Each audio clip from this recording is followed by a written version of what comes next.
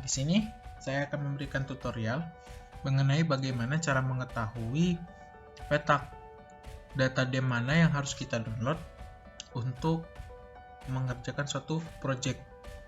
Nah, teman-teman, data DEM sendiri itu merupakan data digital elevation model, tipenya adalah data raster, di mana tersusun dari beberapa pixel-pixel data yang mempunyai nilai digital number-nya masing-masing. Nilai digital number-nya ini biasanya merupakan nilai dari elevasi ya kawan-kawan. Selain dia punya koordinat seperti data spasial lainnya, dia juga punya nilai elevasi. Nah, untuk mengetahui bagaimana cara kita memerlukan data DEM yang mana, saya akan mengambilkan contoh. Misalnya ketika kita ingin mendownload data sesuai dengan petak berdasarkan suatu peta, misalnya peta geologi yang dalam kasus ini kawan-kawan.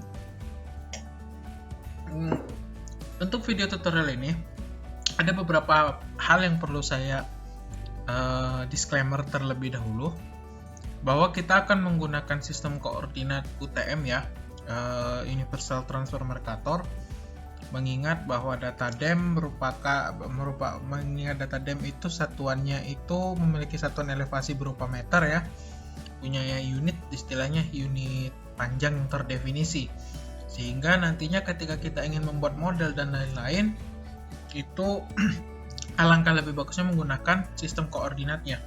Nah, di sini kawan-kawan kita ambil contoh di Pulau Sumatera, bahwa Pulau Sumatera sendiri itu terdiri dari 5 zona UTM ya kawan-kawan. Ada 45 North, 47 North, 48 North, 47 South, 48 South. Nah, masing-masing ini dibatasi oleh garis koordinat bujur dan lintang. Untuk pembatas garis zona North dan South itu dibatasi oleh garis ekuator. Nah, untuk pembatas masing-masing zona 46, 47, 48 dan seterusnya itu dibatasi oleh garis bujur, di mana batas 46, 47 itu adalah 96 derajat bujur timur, kemudian 47 North dan 48 North, 47 zona 47 dan zona 48 dibatasi oleh 102 derajat bujur timur, di mana berarti setiap zona itu berbeda 6 derajat ya kawan-kawan semua. Nah, sekarang kita ambil kasus contohnya adalah dari peta geologi. Kita lihat, saya akan ambil contoh peta geologi lembar Palembang kawan-kawan. Jadi kalau kawan-kawan sendiri melihat peta geologi lembar Palembang ini mempunyai titik koordinat ya kawan-kawan. Nah, untuk lebih mudah melihatnya, kawan-kawan bisa lihat di bagian insert ya, di bagian sini. Lihat. Di bagian insert, nilai koordinatnya itu ada nilainya itu adalah 103 derajat 30 menit sampai 105 derajat. Itu berarti sekitar 1 derajat 30 menit panjangnya. Nah, untuk lintangnya itu 2 derajat lintang selatan sampai 3 derajat lintang selatan, berarti dia di bawah garis khatulistiwa. Nah, kalau kita lihat berdasarkan pembagian zona UTM ya, dia itu ada masuk di daerah sekitar di zona 48 South, maka kita akan menggunakan sistem koordinat 48 South kawan-kawan semua. Nah, kita akan menggunakan aplikasi ArcGIS ya untuk melakukan melakukan operasi di aplikasi ini untuk menentukannya. Nah, kita masuk ke ArcGIS, aplikasi ArcGIS kawan-kawan. Pertama, masukkan saja peta geologi yang merupakan lembar kerja dari teman-teman semua. Kita masuk ke dalam, cari datanya ya. Kalau saya nyimpannya di map project, kemudian di Geological Map of Indonesia, Sumatera, maka saya tarik itu lembar Palembang. Oh iya, ini lembar Palembang sudah ada ya. Sebenarnya sudah saya update tadi ininya, mungkin saya akan ganti jadi lembar Sorolangun saja ya. Oke, kita masukkan lembar Sorolangun. Oke, lembar Sorolangun. Nah, biasanya akan muncul keterangan seperti ini, unknown spatial reference, referensi spasialnya belum diketahui. Nggak masalah, kita silang aja. Oke, kalau sekarang kita lihat dulu lembar Sorolangun kawan-kawan, karena tadi lembar Palembang ya contohnya ya. Sekarang kita gunakan lembar Sorolangun. Kita buka dan kita lihat bagian X dari insert petanya. Dia masuk ke daerah mana sebenarnya kawan-kawan? Nah, lembar Sorolangun. Dia berada di 102 derajat. 102 derajat sampai 103 derajat 30 menit. Berarti dia berdasarkan zona UTM, maka dia akan masuk ke daerah zona 48 North. Pas banget di zona 48. Dan dia berada di koordinat 2 derajat lintang selatan, berarti dia ada di zona South atau zona selatan. Maka dia adalah zona 48S ya, seperti tadi. Berarti kalau dia batasnya nih 102 derajat, berarti kalau di sini 47, sebelah sini 48 kawan-kawan semua. Nah, karena dia masuk zona dan dia ada di bawah 0, ini berarti ini adalah zona South, tapi yang sebelah sini 47 South, yang sebelah sini adalah 48 derajat South. Nah, kita udah tahu sistem koordinat yang mau kita pakai. Kalau sudah seperti itu, kita masuk ke layar, masuk ke properti.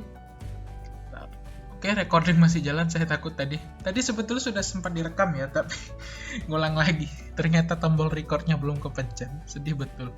Oke, ke projected. Masuk ke UTM ya kawan-kawan semua. UTM. Jadi projected ya, ini kalau belum ada favorit, teman-teman bisa masuknya projected untuk UTM. Ada di WG 1984. Ada di zona southern ya, di zona selatan. Pilih 48. Oke, 48. Kita oke. Nah, sudah masuk.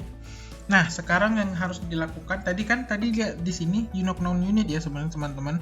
Sekarang udah jadi meter. Nah, sekarang tugas teman-teman itu adalah untuk georeferencing atau memberikan titik ikat koordinat di peta raster teman-teman. Pertama, teman-teman harus menggunakan tools georeferencing. Toolbox dia ada di, kalau kita lihat ada di customize ya kawan-kawan, di toolbar. Nah, itu silakan dicentang georeferencing. Kalau sudah, ini akan muncul. Nah, teman-teman, kalau sudah, silakan di zoom titik ikat yang mau diberikan koordinat. Kita biasanya pakai yang pojok saja. Nah, kalau sudah, kita klik add control point. Klik, tambahkan titik ya. Oke. Kalau sudah, maka masukkan input DMS longitude dan latitude-nya. Oke, kita masukkan ya. Nilainya di sini adalah 102 0 menit 0 detik. East. Latitude-nya 2 derajat 0 menit 0 detik south ya. Udah betul ini. Kita oke. Nah, kalau hilang seperti ini kawan-kawan, jangan panik, cukup diklik zoom to layer ya. Nah, kita akan titik ikat kedua. Titik ikat kedua sebenarnya tidak masalah mau di mana, tapi untuk titik ikat koordinat itu berbeda ya masing-masing orang. Ada yang sebenarnya minimal 2, tapi kalau saya paling tidak 3 atau 4 gitu. Biar dimensinya itu benar-benar pas. Kadang-kadang kalau cuma 2 dan itu kadang dimensinya kurang pas. Jadi agak stretch nanti. Oke, kita tambah lagi di sini. Titik kedua di sini. Oke, ya. Kita input nilai koordinatnya. Di sini degree-nya itu adalah 103 30 menit ya kawan-kawan ya. Di sini second-nya 0. Di sini latitude-nya adalah 3. 0 menit 0 detik south. Oke. Nah, kalau sudah, balik lagi kita zoom to layer ya kawan-kawan. Sudah. Kita zoom lagi. Jadi kita paling tidak ambil 3 koordinat titik ikat ya. Kalau biar lebih mantap gitu. 3 kita masukkan. DMS-nya oke 103 30 00 0 saja ya, nggak usah. Nih. Kemudian masukkan latitude-nya 2 0 menit 0 detik so oke. Kita klik oke. Nah tadi kan terlihat ya seperti ada perubahan, menyesuaikan dia. Zoom to layer. Nah biar lebih pasti kita tambah satu lagi lah. Oke, tambah lagi titiknya. Di titiknya kita ikat di sini kawan-kawan semua. Oke, di MS latitude-nya kita isi 102 00.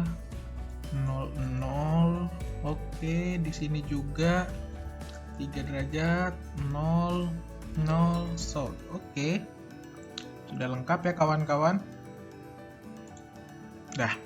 Nah ini sudah kita ikat semuanya lembar Sorolangun. Jadi di sini nanti kawan-kawan kita tinggal update georeferencing.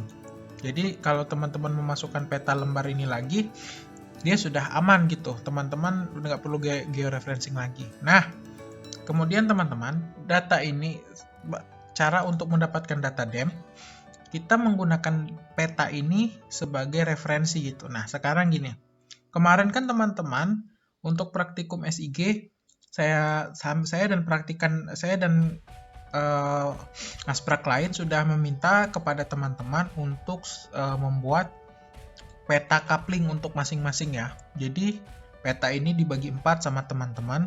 Terus nanti daerah teman-teman itu yang akan didigitasi dan silakan download data DEM-nya juga. Nah, sekarang anggaplah misalnya teman-teman itu ngambil peta yang ada di sebelah sini misalnya nih.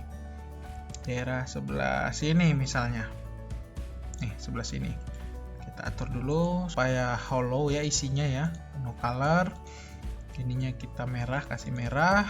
Oke. Nah, ini adalah area kerja teman-teman misalnya. Nah, sekarang teman-teman mau mencari data DEM mana yang harus dipakai gitu kan.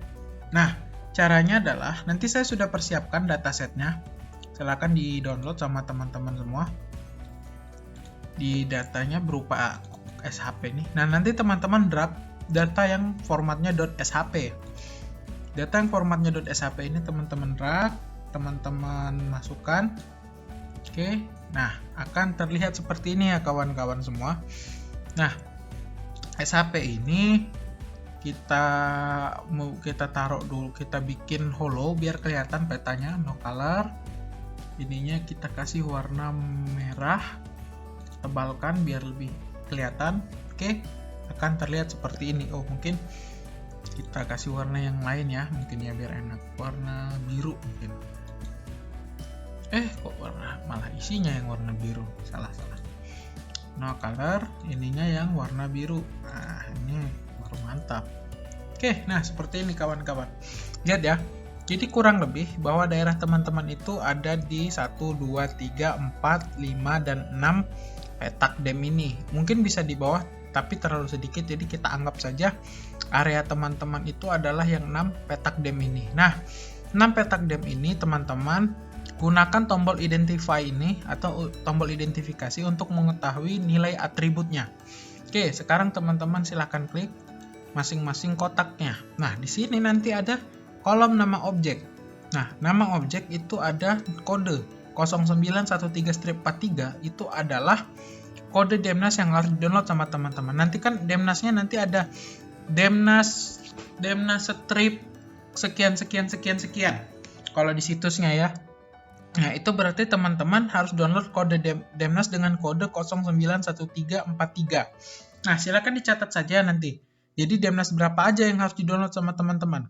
Ini kan misalnya 0913-43 ya, ini nih kodenya. Terus nanti download juga yang 091344, 091353, 091341, 091342, 0913 dan strip 51. Nah, di situ nanti teman-teman download kode Demnas dengan kode ini ya. Kan ada Demnas berapa kodenya gitu. Nah, itu teman-teman download aja. Nah, itu begitu caranya untuk mendapatkan data DEM sesuai dengan petak masing-masing. Sekian.